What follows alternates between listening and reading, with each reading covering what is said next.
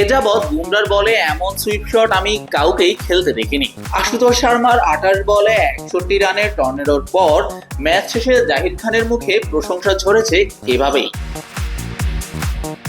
IPL শুরুর আগে টি-20 ক্রিকেটে মাত্র 14 ইনিংসের অভিজ্ঞতা দিয়েই আসর শুরু করেছিলেন। স্ট্রাইক রেটও ছিল প্রায় 200, 50 ছিল 4টা, একটা 50 আবার মাত্র 11 বলে, যেটা ইন্ডিয়ান হিসেবে টি-20তে দ্রুততম। 193 এর টার্গেটে 14 রানে নেই 4টা, 77 রানে নেই 6 উইকেট।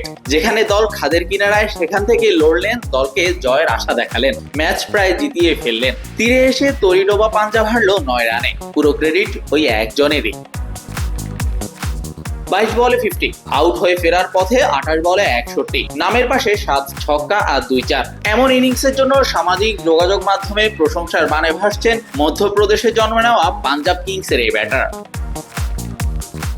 শুধু এই ম্যাচই নয়, আইপিএলে ব্যাট হাতে 4 ইনিংসের সুযোগ পেয়ে 4টাতেই রীতিমতো ঝলক দেখিয়েছেন এই হার্ড হিটার। গুজরাটের বিপক্ষে ইম্প্যাক্ট প্লেয়ার হিসেবে নেমে 17 বলে 31 করে দলকে ম্যাচ জিতিয়েছেন।